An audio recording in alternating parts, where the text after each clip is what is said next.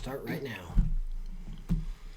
Welcome, everybody, to the Rexburg Hustle today. This is Travis Green and Rick Robinson. We have a great guest today that we're excited to share with you. He's got a phenomenal story. We want to introduce Cesar Torres with Rexburg Signs here in Rexburg. Does a great job with any of your signage. We're talking T-shirts, wraps, signs, vinyl, anything that you need done. This is your guy. We're excited to hear from him today, but first, Rick, is there anything you want to share? What's going on up there? Guys, this week's episode is brought to you by the Rexburg Farmers Market. Guys, if you did not watch last week's episode, please make sure to go back, watch that, all about the farmers market, and also an incredible story of two young parents that have had some significant challenges with their child. Anyway, guys, phenomenal episode. Great people that we had on the podcast last week. Please make sure to go back and watch it. And guys, just a reminder, we are getting closer on Volume 1 of the Rexburg Hustle, The Untold Stories. I am already so excited for Cesar's chapter in this because the stuff we talked about in the pre-show today, I hope we have time to cover it all because the story of where he came from to where he is now. It's awesome. Oh, man. Just awesome. I'm so excited. Yeah. So, again, get ready for that book, The Untold Stories. Again, that book is all about the stories of our guests and the extras that we don't have time to talk about. It's going to be great. So, again, today, Season 2, Episode... Two. So we're on a roll for this next year, I guess, here, or next episode of what we're doing. So let's introduce Cesar. Cesar, you've got a great business in Rexburg, but before we fast forward to that, you've got a phenomenal story. You've got a great intro to what got you to Rexburg, how you got started, where it all came from, and we are just dying to hear more. Appreciate that. Yeah. Thank you. That's a great intro, and thanks for having me, Rick and Travis. Appreciate that. Absolutely. Yeah, so where do you want me to start? Let's start in California, which is kind of where this all started, right? Okay, Yep, exactly. So we, as a family, we came to California in 1983. Okay. All right, so, and I'm from Chile, and my wife is from Mexico. But I started off, growing up there, came here when I was 6, and when growing up in California, there's a lot of things that you end up doing while you live there, right? right. And so keep yourself entertained. Exactly. As a teenager, there's a lot of choices. But one of the things that attracted to me at a young age was art, right? And there was a buddy at church that had really cool drawings on his black book. They used to call them peace books, and he had drawings of like other artists, graffiti artists in particular. And I just was blown away by the talent behind characters, typography, color, and utilizing markers in such an amazing way, that I'd never seen before. How neat, yeah. Yeah, so I got, that was like my introduction to art, was graffiti. And I was 12 years old. And so, as the years went by, that was in 7th grade, the more I kind of thought about it and was doing it because I wanted to be just like that. I started to mess around with having my own set of markers and playing with letters and characters and creating my own things. And so I eventually, it just became part of my life. I would go to school, but on my free time in class, during lunch, I would be there sketching and drawing and so doing graffiti and eventually turned into, doing graffiti outside of it. Actual graffiti. Not in the actual book, but outside on the streets, right. So, it was something my mom didn't know about, and she saw me sketching all the time, and she didn't really know what it was. And I always wanted to kind of keep it to myself, like it was my own little secret thing that I had going on. But, after school, I'd go to my buddy's house and we'd go and hit up some yards, like some, just some like, areas in the city where like graffiti was being done, you know, and this wasn't like on the main street. You'd have to, hop a fence, go like 2 blocks and you'd find a yard and you'd see a bunch of graffiti there. And only graffiti artists were the ones that knew about it. So we would go there and kind of it was almost like a secret club that graffiti artists had. Yeah, exactly. Yeah. And it became this fame thing. So, like, we would do it, and we would be, like, recognized by other artists that also did it. And, throughout the city, they would know us. I would know them. And it just became, like, this fame thing. You want to be known in the underground of the city, of the streets. Yeah. And it just kind of started from there. Now, one thing you mentioned is we hear the word graffiti and we think, oh, graffiti and whatever, eyesores and things. But you're speaking of graffiti as art. Exactly. And as a feeling, emotion, a way to get what's in your head and your heart out and displayed. Exactly. And we've all seen some of it, and there's some beautiful work. That's right. We see the graffiti, the art on the side of train cars going down or whatever, Right. and that's what we think of. But Sure. you're talking about going to yards where it's kind of contained. Granted, there may have been a couple others, but more or less, you're going to these places where it's kind of like the social event to Very show much off so. what you got.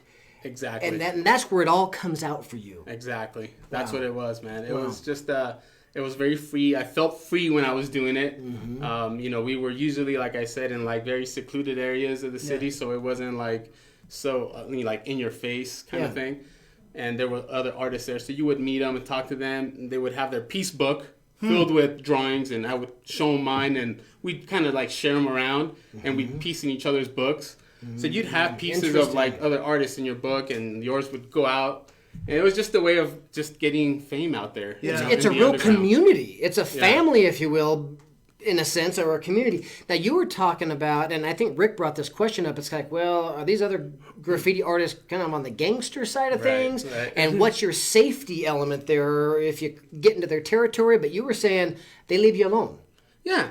For the most part, if you're not a gangster, then they'll respect that and they'll leave you alone. Yeah. Unless you claim to be in their territory with some like rival, gang or something like that, or you dress like it, because you can tell in the way you dress whether you were in a gang or you were a tagger or a graffiti artist. Yeah. There was a big difference between the way you dress, so Yeah. you can tell.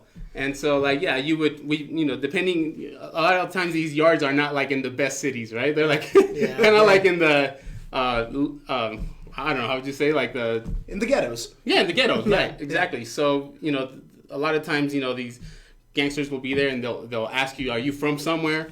You'd have to tell them, "No, I'm not a gangster. I don't gang bang." Right. Yeah. And then they'll leave you alone. So you're just there sharing your talent, sharing your skill. Kind of is it kind of a what do you want to say? A competition, like a show off kind of thing? It was. This guy, and you're like, dude, that's awesome, but watch this, That's right. I mean, we as a graffiti artist, you kind of want to master your style, and so and everyone has their own style, and everyone takes their style very serious. So you don't want to imitate someone else's, kind of letters and just the style in general. So you would work really hard to kind of change it up and be different. Yeah. And that's something that I love to do. So I would work on the alphabet and perfect every letter until I had it just right before I would even mark a property somewhere, right? Yeah. I would make sure my R's are perfect, my E's were just right, the S's had the perfect flow, and then you would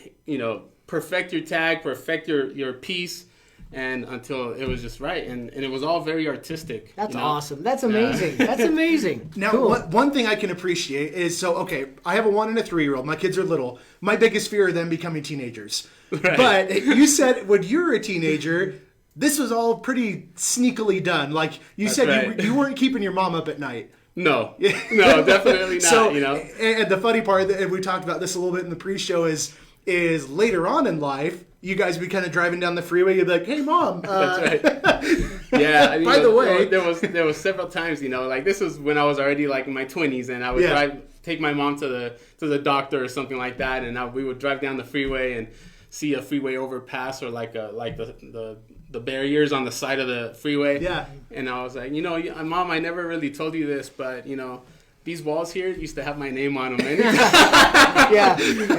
now, I don't do this anymore, so don't worry. But, when I was like 13, 14, I used to go up here with my friends, and she would say, "What? Are you serious?" And she was, but, it was shocking to her to hear that. But it was funny to me, and we laughed at it. But at the time, I probably would have, Right. So at a very young age, you discovered this desire, this talent, this thing within you to draw, to be artistic, and you put it out there. What came next? Yeah. So once I realized that this was something that I wanted to do, Are you talking about like, when I kind of discovered what can come out of this in the future? Yeah, I mean, like the foam board sketches. Oh yeah. That's right. So like I was mentioning before, like my brother used to be a delivery driver, and he used to deliver material from a manufacturer to a retail sign distributor. And so one day, and the manufacturer would cut up this foam that they would make, and a lot of the excess material they would cut off, they just dump and throw away, because it wasn't good enough to put in the store. So they would he would bring it home, and at the time, I was a kid and I was graffitiing on everything I could find my hands on, right? So I tagged this one piece on one of these boards that he brought, and my brother had a bunch of woodworking equipment at the house, so he went and he cut it out of a scroll saw. Using a scroll saw, he cut out my name out of this material, and I thought that was the coolest thing ever, And I always had like hundreds of spray paint cans in my backyard. Right. So I went and I can't believe your mom was never suspicious. I know, right? Well, I would keep it in a little shed way in the back. And and I would spray paint, and I spray painted my name that he cut out. And when it just came out beautiful. The way the paint stuck to this foam board was just different. It wouldn't shrivel up like you would like a piece of foam core. You would spray it and it would just eat it up, right? Right. But this stuff held up. And so that was kind of cool. So what I did, I did my brother's names. I did my cousins, my nieces and nephews. And next thing you know, people were ordering names from us. Like, hey, make my name. And we would do them. And then we eventually decided, like, hey man, what if we brought this to like a flea market? We had a swap meet called the Rhodium in Gardena, I think it is. And so we decided that we were gonna like put up a little booth there. It's $60 a day. Sure. I mean, what do we have to lose, Right. So we did that. We made a bunch of samples. We put out a table, got an easy up canopy. And we started taking names on the spot and making them on the spot and painting them on the spot. On a scroll saw. On a scroll saw, yeah. So I would draw them out, right? So like they'll give me their name, I'll draw them out on foam. My brother will take it, he'll jump on the scroll saw and cut it up. I take it in the back in the little, those little, the bread racks that you would see back then. Yeah. We had one of those that we put a tarp around it with a big fan blowing up. That's your paint booth. That was my paint booth, yeah. And we would just spray in there, and the fumes would just go, like go to the next vendor. Yeah, exactly. Go to the next one. And so we ended up doing that, and in one day we were cashing out on like $600, $700 on a day. That's awesome. And just making these names, and we were just like so stoked, And so like I was telling you, one day we get an order from this guy that came by, and he said, hey, he was just blown away to begin with by like what we were doing. He's like, man, these are so creative and perfect. Like, what are you guys using to cut these? And I'm like, we're just using a scroll saw. And my brother's really good. He had just the right kind of touch to it. Like his cuts were perfect. So he was just blown away by it. He's like, make me 5 names. And he ordered some names, and he asked me for my number. I gave him my number. He said, I'm going to give you a call during the week. I said, okay, great. So it was like a Wednesday when we got a call, and he said, we would like you to come up and check out some stuff that we want you to give us a bid on. I said, yeah, we'll definitely come. So he gave us the address, and we drive to Manhattan Beach, where his office was.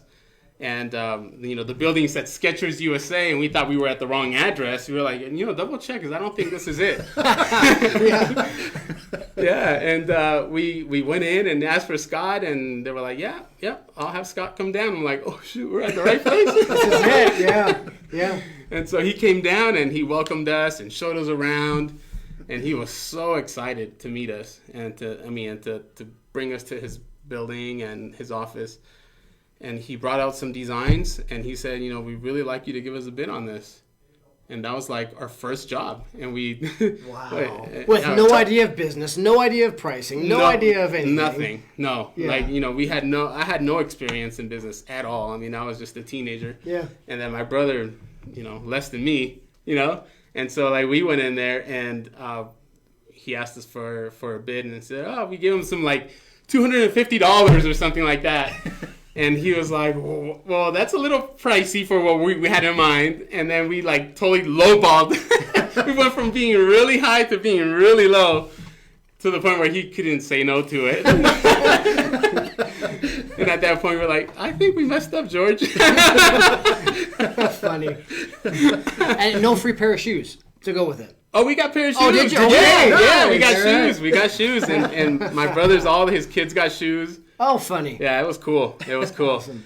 But he gave us our first $30,000 order, and he Wow. ordered 600 signs. Whew. And they As a went teenager. to all As a their teenager. stores as a teenager. That's awesome. Yeah. Oh my god. And you know what the coolest thing was? When I went to a store, a shoe store in like, I think it was like Huntington Beach. Uh-huh. And I saw my sign hanging in the window. That's so cool. And I thought, Yeah. oh, that is We've awesome, made it. man. Yeah. Wow. Yeah, I felt like a millionaire. So awesome. fast forward. So this happened. You were tagging. You went to the swap meets. Sketcher's story. Fast forward a little bit later on in life. Sure. Where all of a sudden I'm like, maybe we need to think about growing up. Maybe we need to think about the future. Yeah. You saw it. It was a TV ad or a radio ad or. Right. So I saw an ad on TV, and it was a commercial for Brooks College, it was a art and graphic design school. And so it just caught my attention at that moment. You know, I was really into art, and I had taken classes in college, psychology, everything that ends in ology, I took it, right? Nothing excited me about it. It was just too hard. And, you know, and I had a life drawing class, which I loved. So I'm like, you know, I guess I should get into art. You know, it seems like I connect better with that. So when this ad came out on TV, it just made sense to me. with you. Yeah, it resonated with me, Yeah. and it just made sense.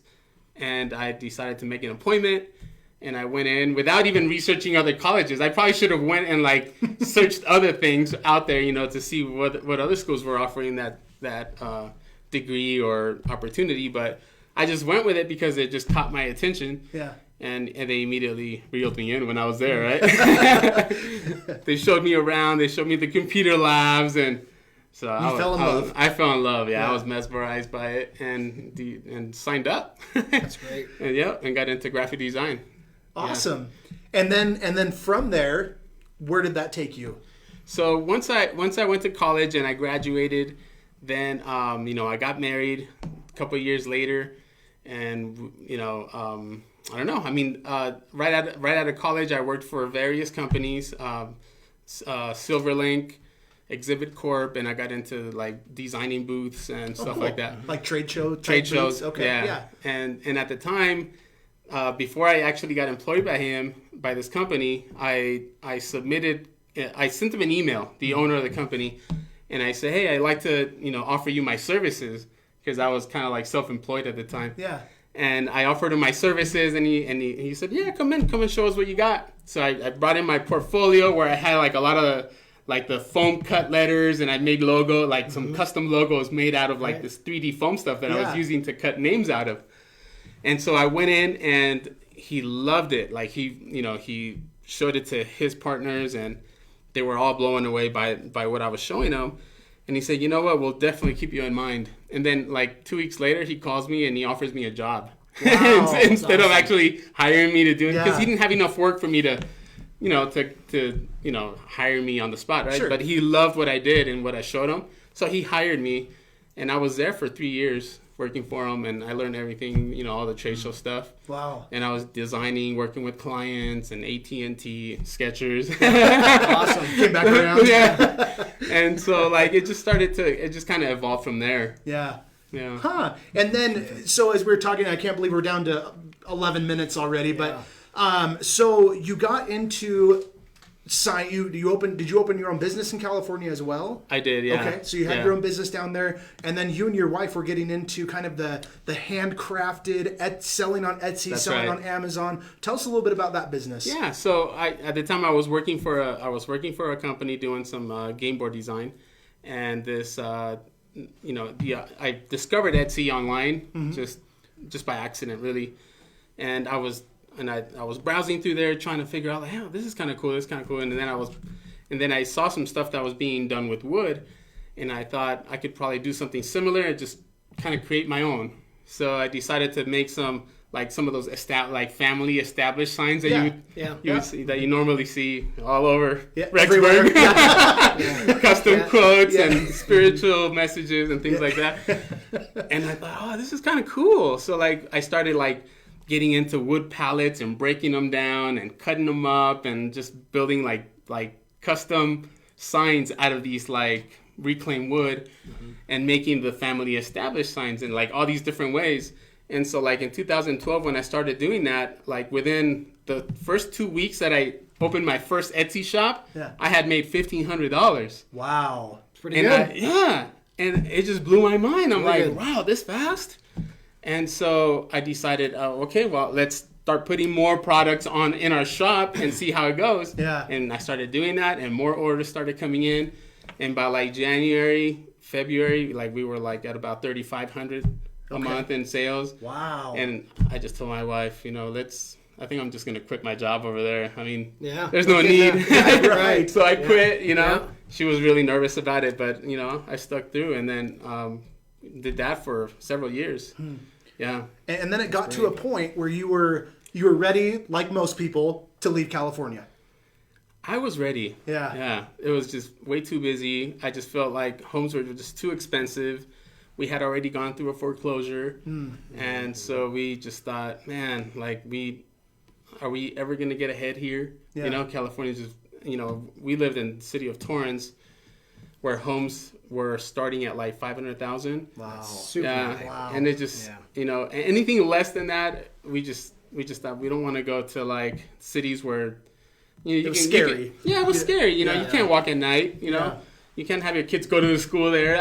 We didn't want that for our kids. For sure. So instead of like conforming and going to somewhere like that, we decided we're just going to move and go somewhere else. So we started looking online and looking at different cities, Portland, Oregon, Washington, Nevada, Utah.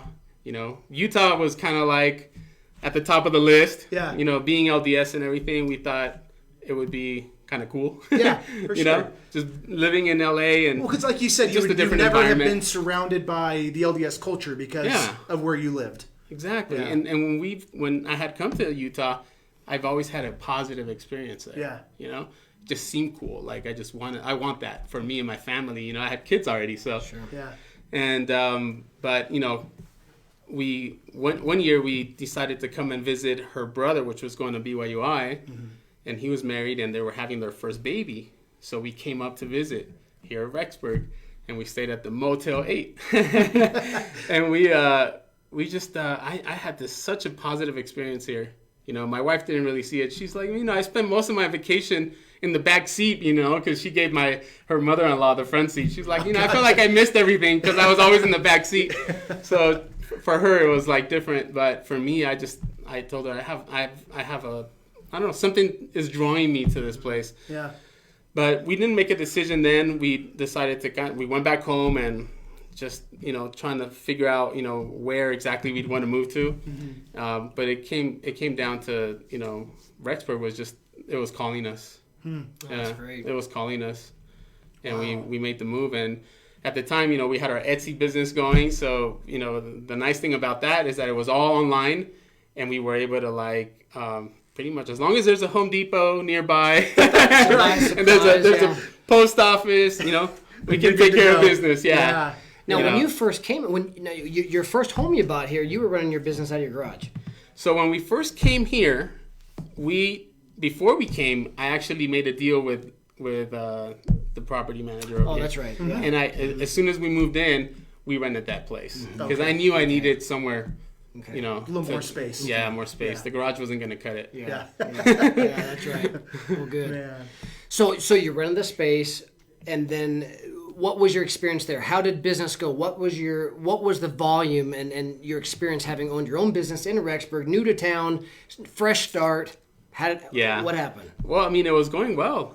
It was going really well. I think what hurt me the most coming here was the transition. So I fell behind on orders. Oh, okay. Because I had to stop for a month, from packing and getting things ready. I had to close up shop. I couldn't leave to make orders because we were renting a little shop in California.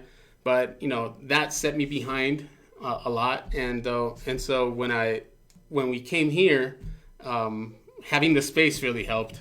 You know, we set up shop, and then we were able to employ some help, which was great, but it wasn't they weren't lasting very long. You know, and the learning curve. You know, it took some time for them to learn the process of how I particularly made the signs, and they had to match what they bought online.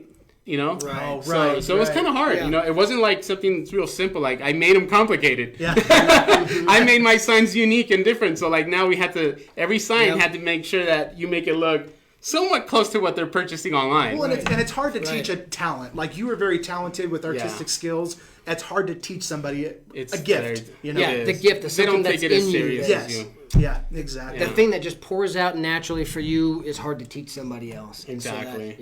So where are you at now? Yeah. Where are you now? So today, you know, I started Rexburg Signs. I decided to kind of pull the plug on that Etsy business. And was that hard to do? It was hard. Yeah. Because you know it had been 5 years since I was doing it, so it was hard to pull the plug on it. But it was kind of hard to manage. It was just a lot of order, a lot of work. You know, I just felt like I couldn't leave and take a vacation. Orders would just pile up. Yeah. You know, so I just couldn't do. And I hated to put the shop on hold. You know, because then I have no income. So it was hard. Yeah. Well, anyways, we decided to pull the plug on that, and I told my wife I want to get back into graphic design. So I told her I'm going to open up a shop. Rexburg. Right. Yeah, exactly. Made a bunch of business cards, and I started passing them around to different businesses. So that was your modern way of tagging right there. Well, that's awesome. And so your Rexburg Signs and Graphics. That's right.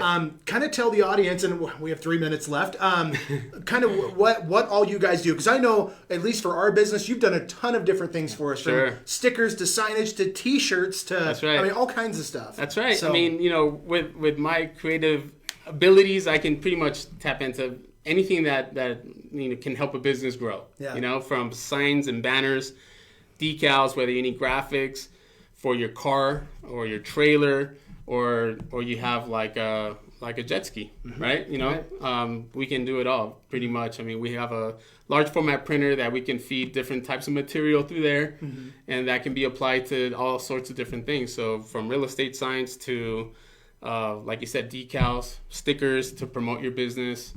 I mean, it's a little bit of everything, you know. We recently just purchased a bunch of silk screen equipment, and so now we're starting to do that. So it's exciting, man. It's something I've always wanted to do, you know. I just never really had the money for it. Yeah. So and did you make that shirt? I did. Cool. Yeah. Nice. So he just did a round of T-shirts for our business, and they turned out so cool. Yeah. Like they look perfect. Awesome. So we're super glad to have happy helped you with with that. Yeah. So, well, awesome. Well, in the couple minutes we have left, is there anything else with our audience that you'd like to share? I don't know. I mean, you know, graphic design has been my passion. So, like, if there's anything that you need and you need some creative just help with, I can definitely help you with that and get that going for you. If you don't have any branding for your business, I could definitely help you get that started. You know, trying to be very reasonable with my prices so I can, you know, kind of keep busy too, you know. Yeah. I consider myself still a startup business. Sure. You know, like I've only been around for a year, maybe a year and a half. So, you know.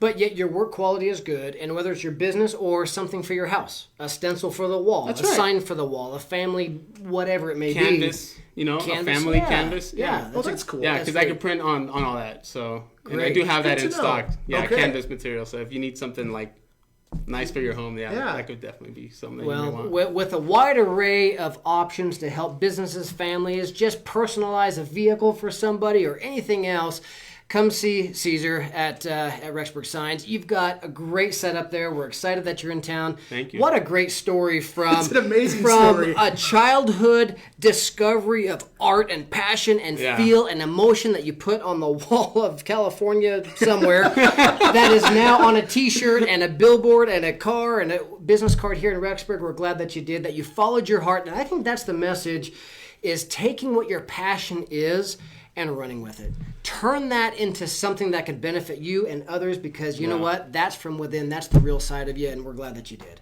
I'm living the dream, man. That's how I feel about it. Living the dream. Oh, that's well, awesome. Rexburg, thank you for tuning in to the Rexburg Hustle today. We're excited that you were able to be here. If you have any questions or ideas or you want to be a guest on the show, please reach out to us. We're always welcome to have you. So Yep, rexburghustle@gmail.com. If you want to apply or if you have somebody that you know that would be great for our show, just shoot us an email. And Cesar, most importantly, how do they get a hold of you for their sign needs? So if they want to go online, my website is rexburgsigns.com. Okay. They can email me at rexburgsigns@gmail. Okay. Or give me a call, 208-970-8451. Perfect. Thanks, guys. Awesome. Okay, well, thanks again. And Rexburg, we will see you guys again next Wednesday. Hope everybody has a great rest of your week and happy back to school for the parents. that's right. And yeah, we'll see you guys next week. Thank Thank you. you.